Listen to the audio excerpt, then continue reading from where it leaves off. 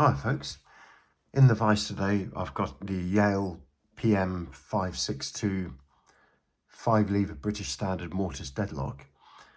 It's identical to the Union 2134E and also the Chubb 3U114. It's a 5-gauge lock. This version comes in this silver grey colour. The Union Chubb versions come in a fetching red. The hard plate is very distinctive. It has this cutout here. It runs along the bottom of the keyway. It has this cutout. And then when you look through the keyhole, what you'll notice is the hard plate has been put on to the face of the lock, meaning that the curtain is recessed. So there's almost like a step down between the hard plate and the curtain. So when you're looking at it, they're fairly easy to identify through the door. There are 7 lever heights in this lock. Lever 1 is the highest lift and lever 7 is the lowest. And all of the levers in this lock have false notches. But you can differentiate the levers because levers 1 and 2 have the notch before the true gate, and levers 3 to 7 have the notch above the true gate. So that means that when you're picking this, if you've got a lever 1 and 2 in there and you don't lift it high enough, it will drop into anti-pick notch. So levers 1 and 2 are a high lift lever, and levers 3 to 7 need to be nudged up to the true gate. And if you overlift those, then you are going to put yourself into an anti-pick notch. It has quite a severe V notch on the bolt stump, and it's difficult to pick this out of anti-pick. It can be done, but you need to have very good control over the tension.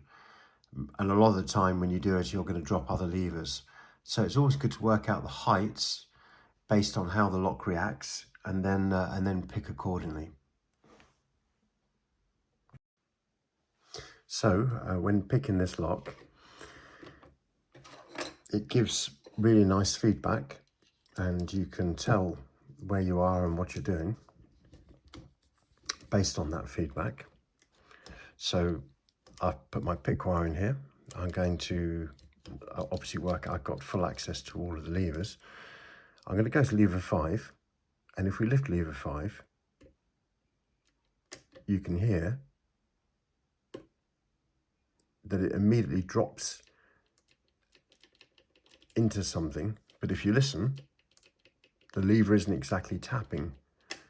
So if I touch it, it jumps into a notch. That's an anti-pick notch. Only levers 1 and 2 will give you that feeling when you first lift them. So if I lift that higher, now let me show you, this is the maximum amount of lift, so we don't want to be going much higher than that. So if we lift it out of there and go a little bit higher, now that lever's tapping.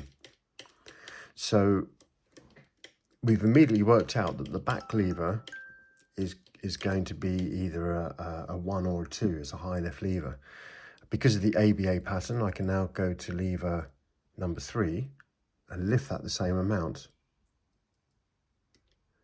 So that's lifted a little bit, and it's bound quite hard, which means that that's in its anti-pick notch. So if I lift it higher, there we go. So now we've immediately worked out what levers 3 and 5 were based on the feedback that they gave. So let's go to lever number 4, which is binding. So I gave that just a little lift, and again it felt like it dropped into a notch, but if we listen, we're getting quite a nice tap on that. So 5, 4, 3 are all set I believe in their true gates. So we've got a high lift, nudge that, low lift up, we've got a high lift. So let's go to lever number 2, which is there. Let's lift that up. Okay, that's bound. And as I started to lift that, it almost immediately jumped into a notch. And I'm going to say, if you compare that noise, which is true gate, to this noise,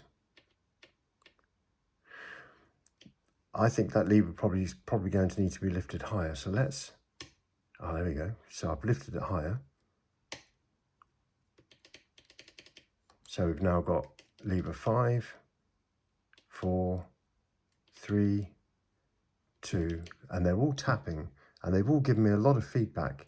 So let's go to lever 1, and there we go. I literally just touched lever 1 and the lock opened. So lever 1 virtually didn't need to be lifted at all. So based on the feedback from what this has given us, I've worked out almost immediately how to pick this and what was required to get the lock open.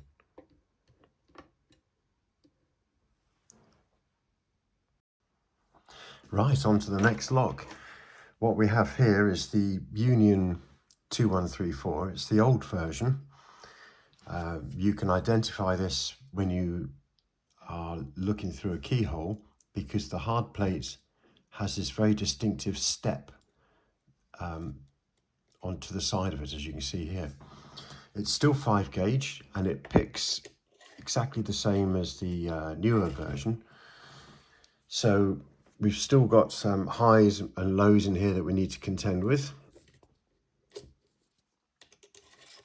So what I'm going to do is pop the pick in and I'm going to start looking for a feedback.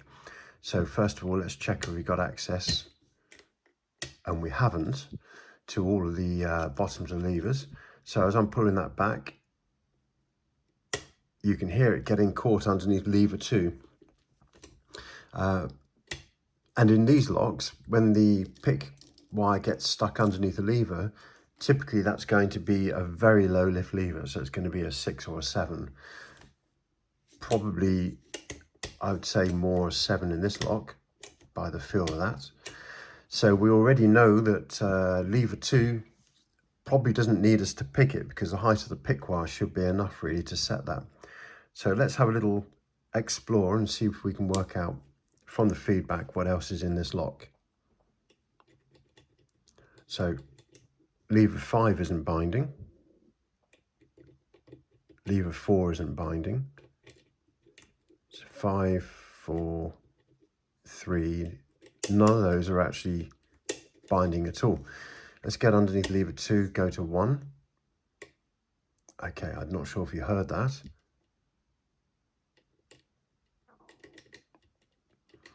So I literally touched the underside of lever 1 then.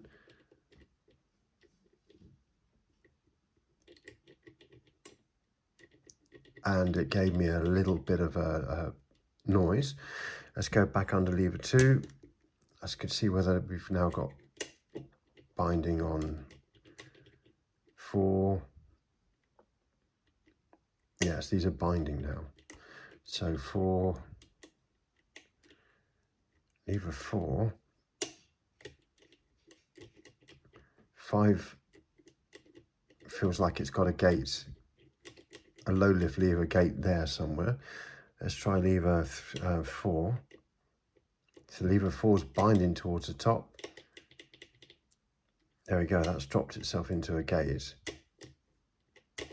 But that's at the top of its travel, so that's going to be,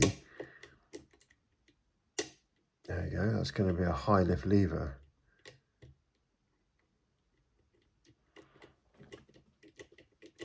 So that's 5, 4,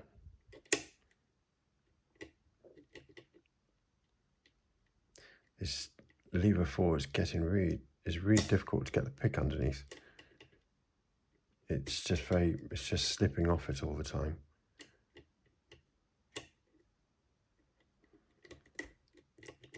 So 5, 4, that's it. Okay, so I've just lifted 4 quite high, and the bolt has jumped back a little bit, so let's give lever 3 a nudge. So we've now got 5 sounds like it's in a gate, it's tapping. 4's in a gate, 3's in a gate. 5, 4, 3. Okay, let's get underneath lever 2. Go back to lever 1, which is now bound heavily. I'm backing the tension off slightly. Okay, so we've lifted lever 1.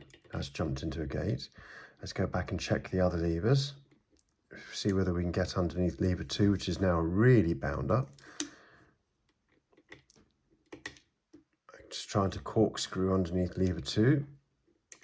It's not letting the pick pass at all. So I'm going to relax the tension. See whether we can get this, see whether we can coax this pick, there we go, pick past lever 2. So 4 still sounds good. 4, 3, 2, 1. So I think we're probably held up on lever 2 here. Let's just give lever 2 a little nudge. Okay. Oh, there we go. We got the lock. That was a little tricky because of the curtain is worn. The lock has been used a lot. But I mean, it still gave us enough feedback to be able to work out what to do with it there to get it open.